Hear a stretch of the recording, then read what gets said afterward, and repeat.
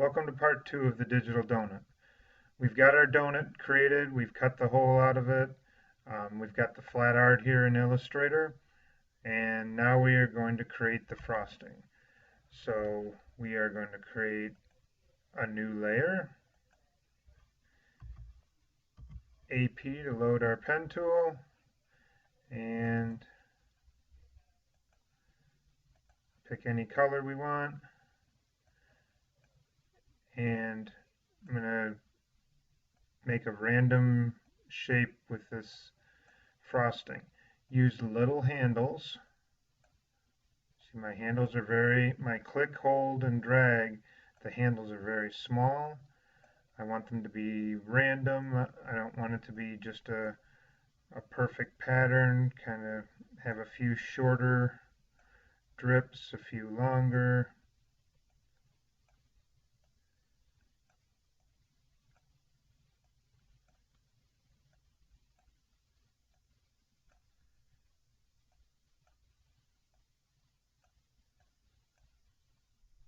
I'm going to do this fast.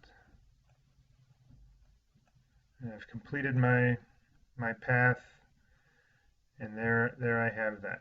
So I'm going to I can come in here and tweak some of the shapes. So I hold Control, get my handles, and with Alt I can make fine adjustments.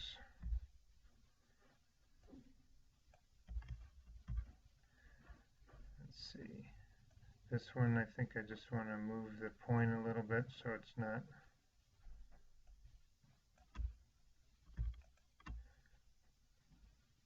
so close. Okay, that'll work.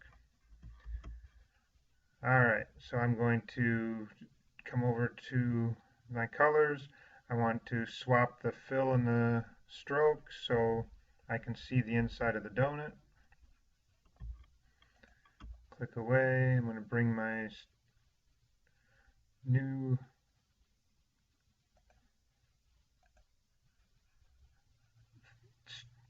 fill color.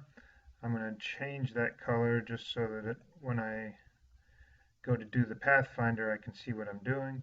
Alright, so this time I'm doing the inside of the frosting.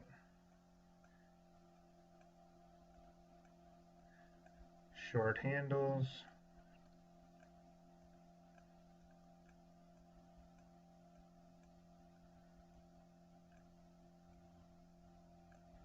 There, I've got it closed up.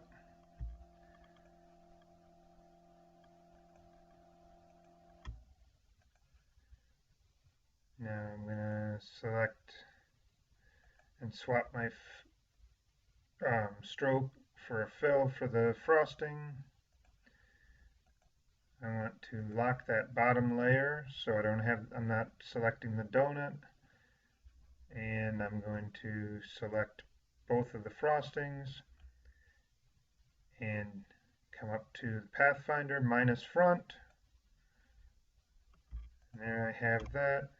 I see an area that I want to adjust a little. I don't like how close that is to the inner circle. So that'll work. Alright, so now we are going to V for the selection tool, copy just the frosting. So select the frosting, copy it, and we're going to paste that into Photoshop. Okay, so now we're in Photoshop. We're going to paste as pixels, hit enter. I would like to move that just a smidge.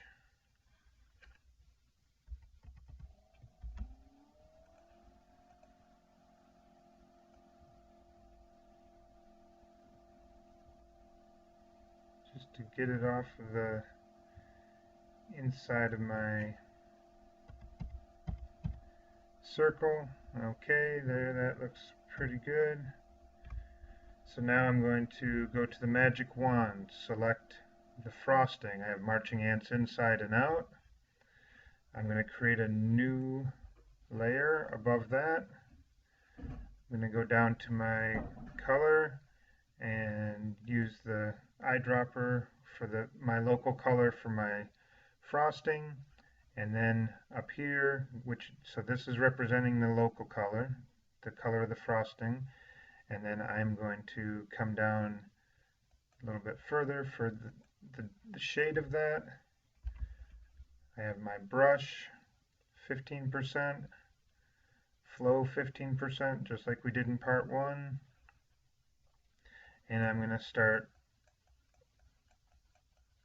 creating the shadow. Again, you might not see anything right away, but it'll start emerging, and we want that. We want that subtle transition. We want it to feel like it's a three-dimensional object. So we're going to shade the outside and shade the inside. I'm going to go up just a touch.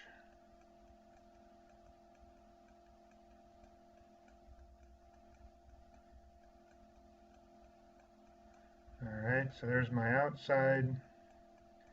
So by having this selection, we are limiting the spray from my brush to just these selected areas. So I don't have overspray. I don't have the value going out around the donut. It's only on the donut. And that's also why we make the separate layer, because then if we want to come back, we can always go to the actual frosting layer and create the selection again. So it gives us the option of coming back into it. If we do our shading right on the frosting layer, then if you have to come back to it, you will not be able to get the whole selection, because it'll be different colors now. It won't be one solid color. So that looks pretty good. Control D to deselect, and there is my donut. Very good. We'll move on to the next phase, which is creating the icons with the pen tool.